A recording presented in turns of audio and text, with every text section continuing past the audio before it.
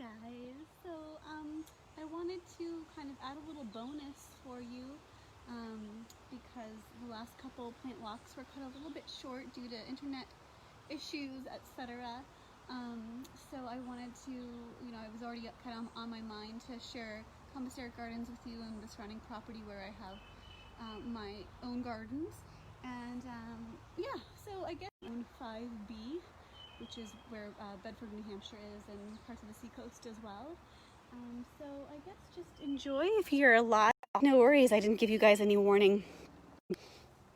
The connection comes and goes here, so bear with me. It just cut out like 3 times. So we'll just hope that we get most of it in here. So we can see a large plot of that beautiful ground ivy. Because I am, because of the virus, and of course I'm pregnant, there's not a lot. I've kind of let the gardens go this year. My mom does a ton of work here with me. She's kind of the vegetable lady and I'm the herb lady. And although she does a ton for me on the herb side, I never expect it from her because it's so much to maintain. So there's lots of weeding to be done that has not been done. I'm just kind of letting the herbs run the show, which I pretty much do anyways because that's how they like it. So this is not contained or orderly. Our calendula that I just planted, and I did a whole section. So this whole area is all calendula mixed in, of course, with things that we've planted over the years. This is some, of course, sweet goldenrod that comes in a lot of wildflower mixes because they're just so good for birds and butterflies and other pollinators. So mixed in, we've got some yarrow hiding in the back. I'll show you guys a better example of that again. Will be filled with bright yellow and orange blossoms. Here we have another species of violet. This is another name for this plant is Johnny Jump Up, or viola tricolor. Sweet violet is viola odorata. And I don't really use this a ton, but the flowers taste like wintergreen, so they have anything that has that, birchy, wintergreeny, actual wintergreen, like, the plant. We might actually see some of that in the woods, to ease the heart. So heart's ease is another name for this plant as well. So Vina Botanicals puts this in quite a few of its formulas to ease heart pain, emotional heart pain, I should say. But I've not used it in that way, just because I haven't been drawn to. I enjoy just their presence in the gardens, and they do jump up wherever. Johnny Jump Ups is another name, so they just kind of pop up wherever, and I've maintained them pretty easily, so they haven't taken over yet being the operative word. And we come over here, and we can see we've got a lovely array of friends. This is a motherwort that's just about to start blooming. So let me see if I can get a closer section here. So you can see at the very top, the buds are blooming on the little stems, and the square stems, like, they'll just kind of wrap around them, and there'll be these puffy little pinky purple blooms, and they'll have spikes on them. So they're not there yet, but they get quite spiky and painful if you don't mind yourself. So it's so interesting to note how large the leaves are, and then as they grow and mature, they get more narrow, more like paws, all the way up, tinier and tinier. This is really, again, one of my favorite friends for heart medicine, literal physical heart as well as emotional, menopause, cardiovascular health, for type A personalities we talked about in a couple walks ago. So such a vital friend. This is what was growing everywhere in this whole, I'll kind of give you a span. So this, you can see the gate or the fence all the way back. This is our raised beds. The big spot. It was all motherwort before we brought it back to life. So we've got some California poppy we planted this year. I have planted it several years in a row. This actually planted for me, and you can see it kind of dispersed. This one's flopping over. California poppy is a wonderful medicinal specifically for the nervous system, specifically for pain, specifically for just heaviness. And you know, people even use it for supporting mood and supporting just uplifting mindset. And I like to use it as like just a gentle sedative and a pain reliever. It's the flowers and leaves that are used, and they almost look like large buttercup flowers. They're not like your typical poppy. So these will be blooming probably in another month and a half, and yeah, really wonderful nervine sedative, but really for deep sleep and deep relaxation. So a lot of folks can, it can be overused. It's not harmful, but it can be overused in the way of using it to kind of numb yourself out a little bit. I have a story of I used to work at the Portsmouth Health Food many moons ago, and there was a woman who would buy like cases at a time. So we figured, she might be overusing that California poppy, but no judgment. But I have seen it done. Bleeding heart we have, lots of motherwort. We've got nettle in the back. I planted some, like I think I mentioned this to you guys before, but I've started from seed and planted many times St. John's wort. And so I finally found a spot. This is like the sandiest, cruddiest, pretty compacted area of the property that I could find. And so you can see I just kind of planted little lumps. They do like to grow closely, like in the wild, like kind of little, like in prairies and fields and things. So I kind of just clumped them in little sections just to see who would take off. And again, this is really crappy soil, really drains quickly. And I'm hoping it'll be happy here, because I've tried. This is probably my 4th or 5th time I've tried. And that's the thing with some of these wild medicinals. Of course, this is a native one. They like to pick where they grow, and sometimes when you choose for them, they're not super happy about it.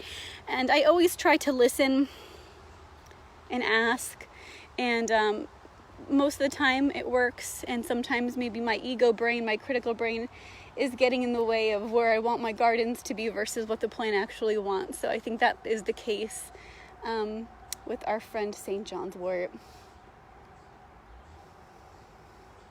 All right, let's hop inside the garden gates, and I'll show you some more myself. And of course, they're all wilty right now because they're in the full sun. So let me just start back here. You can see celandine. Is very happy. My mom, companion plant weeds to be present, mixed in amongst her vegetables. A lot of them do really help out a lot with the pests. So this is the vegetable side here. But let's flip back around. Here we can see a sea of mugwort. Yes, this is where I let mugwort go. She's one of my first loves, being an herbal student, and she'll be particularly helpful postpartum for me as well, for heart support and reproductive organ support, and liver support, kind of getting everything back on track. So I'm excited to have such a large spread of her growing here. You see some lemon balm down here, one of my favorite aromatic antispasmodics, antivirals. This is the herb that is used for herpes simplex and shingles and the chickenpox virus, preventatively and on the onset. I love it for menstrual cramps, for general heart heaviness, anxiety, moodiness, insomnia. It's slightly, I don't know, I always go back and forth. You know, I read sometimes it's warming, sometimes it's cooling. I definitely consider it more of a sun plant, but also I feel like there's an energy of because it's a little sour. You know, there's some pungency from that citrusy flavor, but I also feel like there's an element of cooling to it. So I love making iced teas with this and just adding them to cupcakes and cookies and making vinegars and oils, for salves. It's such a wonderful plant, and it's prolific because it's in the mint family. And I love it. Once you have lemon balm, you'll have her forever. So I have a lot of it mixed in. In fact, I moved a lot of it back here. I have a hard time composting plant babies, and I don't find them homes. I kind of just keep spreading them out for better or worse. All right. Violet. Again, you'll see them spread out everywhere. I wanted to share, this is kind of funny. Let's see if I can scoot back here. As you can see the flow, sometimes you just have to surrender. And 2020 so far has been teaching lots of that. At the International Herb Symposium a couple years ago, and it was all around sustainable harvesting and propagating of native plants. And so I got several little root cuttings of some of our natives, and I wasn't super confident that they would come up, just because you just never know. Especially about this friend here. So this is my little baby Solomon seal, true Solomon seal.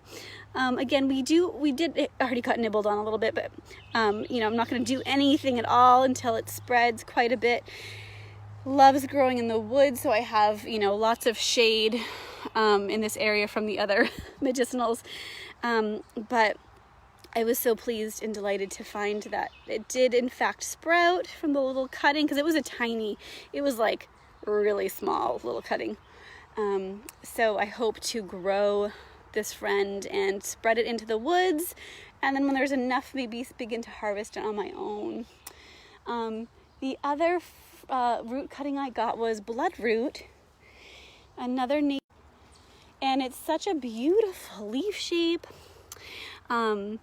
And you can see the flowers have already come and gone, but I've got these lovely pods for where the seeds are, so I'm hoping they'll just spread. And a lot of skin cancer remedy. It's a very powerful and potent medicine.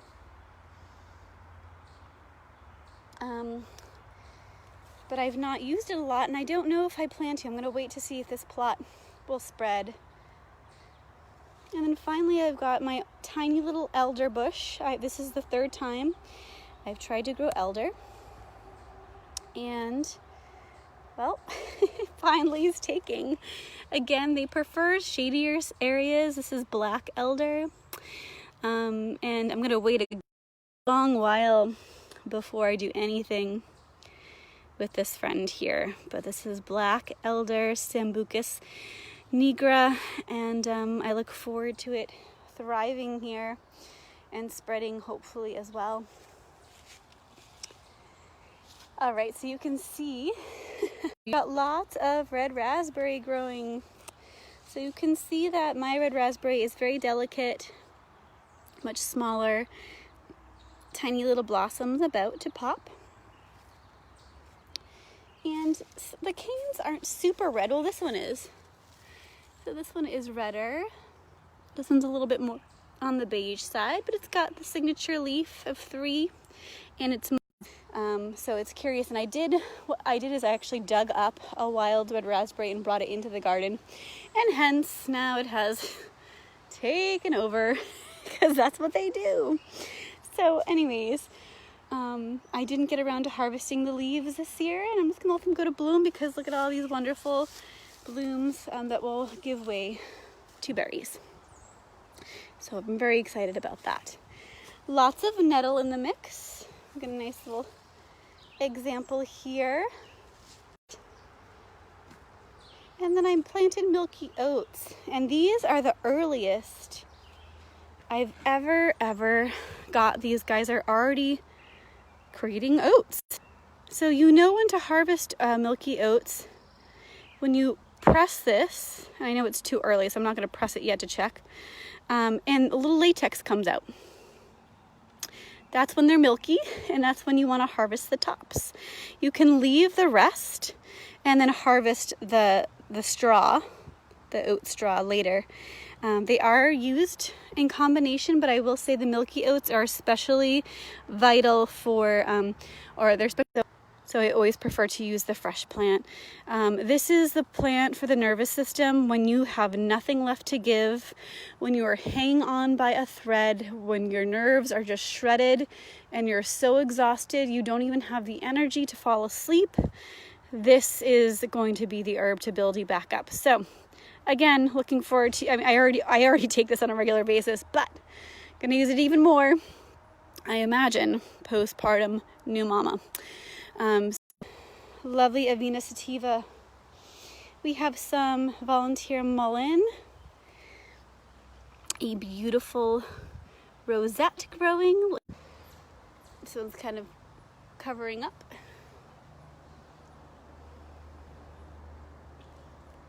I have some chamomile. Now chamomile is another plant that kind of struggles a little bit.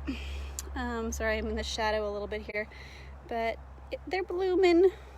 People always tell me, oh yeah, they just spread everywhere and they repropagate on their own. I've never had that to be true for me, but you can see some are babies. It's one of my favorite plants just to calm the spirit, especially if you're cranky. Like if you have the whines, I say, like when you just can't stop whining and complaining. And hey, we all have these days, especially kids. This is the plant to utilize. It's also a great one for gas, spasms in the body, pain, inflammation, skin issues. Really fantastic, so gentle for all ages, for elders, for young children, great for colic in little ones.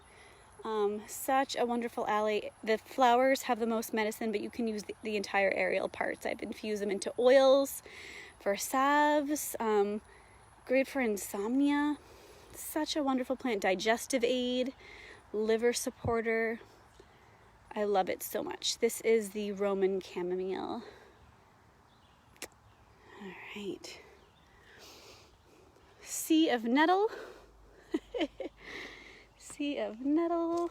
We've got some comfrey. I've kind of lopped off quite a bit of comfrey because it was already starting to blossom, and the more you cut it back, the more harvest you'll get out of it. So I've already chopped these guys because I wanted them to produce more leaves, because the leaves are what I use the most for teas and for oils, healing the skin, the ligaments, even bones at the right time when your bone is set, if you've broken something or strained something. I have more violet and nettle mixed in here. The immune system. We have tansy here. So now I was hoping we would see this before our walks were over, but it didn't happen. Tansy is one of my favorite wild medicinals. It's also called button flower. And the flowers are like yellow buttons. They're gorgeous. And if you rub tansy and you just smell it, it's so sweet. I really love the smell of it. So like yarrow, and let this plane pass. Like yarrow and like ground ivy, it's a wonderful insect repellent made just like as a tincture. So you can utilize the leaves and flowers in oil and tincture. Great for varicose veins, used as a poultice or a compress. Fantastic at just sucking those vasculatures back into the body. Really wonderful. It's also an it's like a dewormer, so it's potent medicine. You don't want to use it if you are like internally really at all, and you know, especially if you're nursing or pregnant, or for elders. But topically, it's pretty fantastic. All right, I'm going to take another hop into the nettle patch to show you. I don't know how this bucket got here. Who knows? Everything's in disarray. All right, and we've got just a tiny example of Angelica archangelica. So this is a wonderful magical plant. Gorgeous stalks. I love to candy the stalks. This is another plant I got from the International Herb Symposium. Is actually the flower essence, because it calls in your angelic guides and your helpers in essence form. It kind of calls in your team. The root is typically used medicinally. It's a warming digestive aid. Helps to balance out hormones as well. If you know the Chinese version, I shouldn't say version, Chinese sister plant Danshen. Is that right? Dongquai. Excuse me. Dongquai is the, I don't want to say it's a Chinese equivalent, but it's very similar. So it can have the carminative, dispels gas from the body, supports liver. It's very warming in nature and a little drying in nature. What I learned about this plant from Seja Papam, who's the teacher I have studied with around astrological herbalism, is that because these stalks are hollow when you cut them, it acts as like a conduit, a antenna almost to the heavens and to those guys, into your spiritual support system. So I love that description. And of course, when they bloom, they're these huge orbs of greenish flowers, and the bees just love them. And it's just such a powerful, very feminine presence. And I love the smell. I can't even describe the smell and taste to you. Magical. The root can also be burned as an incense. Again, I can't really describe the aromatics to you, but it's really such a lovely, lovely presence and scent for incense as well. And I skipped a couple pals over here, but I'm gonna show them to you in a different sector. All right, so here's my little valerian plot. I did save some seeds last year, and for the last couple of years my valerian has been struggling a little bit.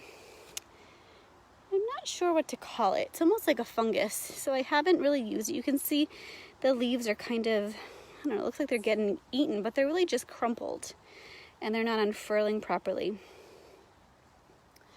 And you can see here the blossoms are just a little bit, and it would be the root that I use. I haven't harvested from this plant in many moons just because it's a little funky. I'm trying to figure out what's going on with it. I spray it with neem seed oil, diluted, and it does seem to improve every year, so I'm just going to keep doing that. And if it is bacterial or fungus, I'm hoping to nip it in the bud, if you will. All right, another giant step.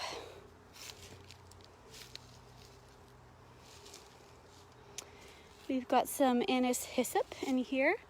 That's what all this stuff is. We'll have the beautiful purple flowers coming up, and actually you can probably see this is the shape of them from last season. So this is what the shape of the purple flower stalk will look like, and I have quite a few of them, even right here.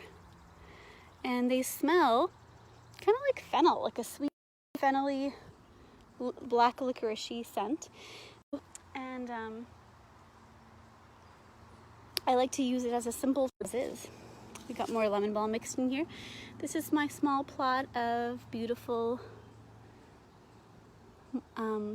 ladies mantle. I almost said morning glory, and they're just about to bloom. Beautiful example of the womb opening up. We've got some yarrow over here, our protective friend for many things. Almost starting to come up. Got a few of them here. I just want to take a snooze in these. We've got some these bugs. Let me see if I can capture one. They're quick. It's gonna give you a little bug tip, but they vanished on me. Wood betony. So this is a nervous system herb. Wood betony, a bitter herb for the nervous system, for calming the nerves, for soothing tension, really. And this is this third year it will have grown and it's spreading, which is exciting. It'll also help have purple shoots coming on up. I don't know a lot about this plant. It's a new one to me, but I really resonated just with its energy, and it's been calling to me for a while, so I'll keep you posted on what I find from it. Oh man, I'm seeing lots of pests already. This is cucumber beetle. If you ever see him, oh, he just jumped off. Striped cucumber beetle, make sure to smush him. Sorry, or feed him to the birds. A nice plot of oregano here. Once you see them, it's often you see the hair just on one side of that stem being that signature of chickweed. All right, I want to show you a few more friends here.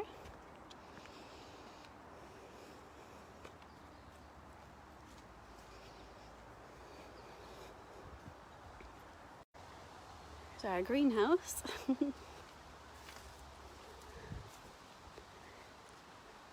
So, my poor mom is very patient with all the jump ups from the herb realm. One is teasel. So this is teasel. We've talked about weed. So that's an example here. This is the more drying plant that you would use if you're a little bit more on the moisture-rich side. And it'll be really tall. It's going to grow like over 6 feet tall. Dig them up out of my mom's flower garden before they take over too much. She's right here, Ma. My mom has her cats out, so she's trying to keep tabs on them. They're actually pretty much indoor cats. Large. She's right by the bush, the bleeding heart towards me. We're keeping ours safe. Let's go ahead. I'm gonna walk down this way. Showed you the teasel. I've talked to you a couple times about both witch hazel and I wanted to show you guys the trees. And you can see my dad is a collector of many items, aka hoarder.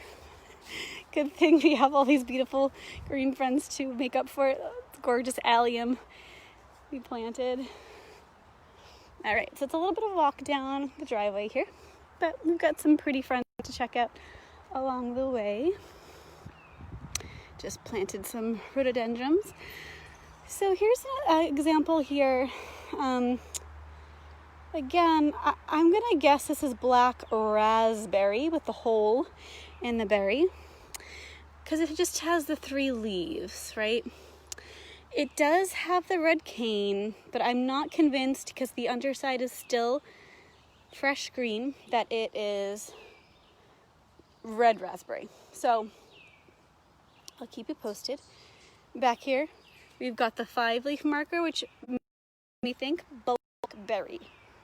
So over real fast. Lots of ground ivy, lots of aster.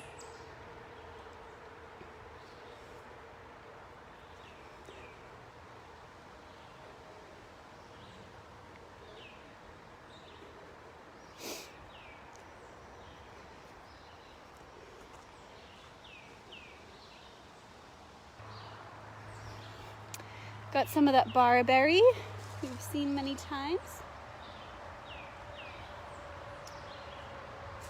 All right, so we're coming upon our witch hazel.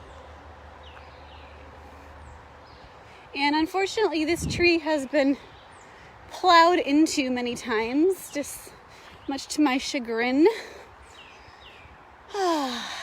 So it's not really happy. I don't harvest from it any longer because it's been abused. But here it is. So this beautiful friend, one of the markers on it is, you can see,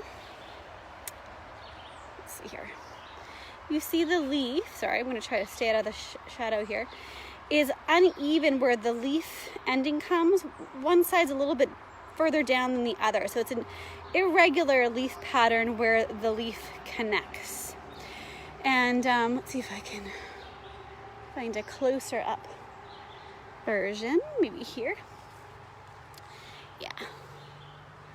So, there we go.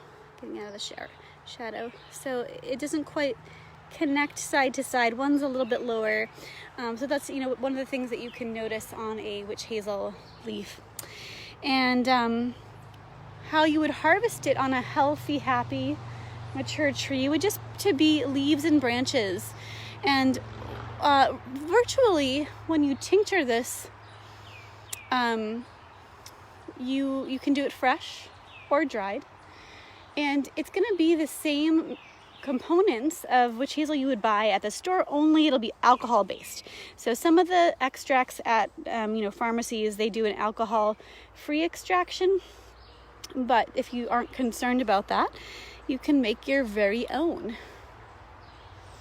And I think let's see here, the other plant the other tree I wanted to share with you is black birch, which is growing right next to it. How convenient. So I just scraped a little bit of the bark away on this branch, and right away that delicious aromatic scent of wintergreen came out. And you can also see the leaves are grow in twos, alternating right and left. So this is another wonderful tree to use for pain relief. Again, you could just snap a little twig off and chew on it. I mentioned this to you earlier. The salicylic acid has that delicious scent and flavor of that wintergreen. So anything with that flavor is going to offer you that relief. All right, well, I'm glad I spotted those and they were in decent shape. See if we can find any friends on our way back through the woods here. Another black birch. We've got lots of them here.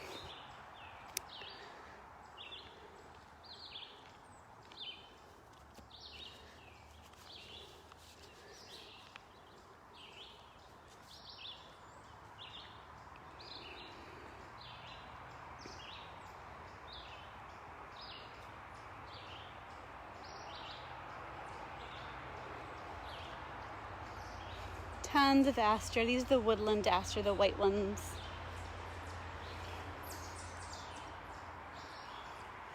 We even have some nettle on the side of the road. And the nettle I have in the garden is, it was here already, and I just moved it.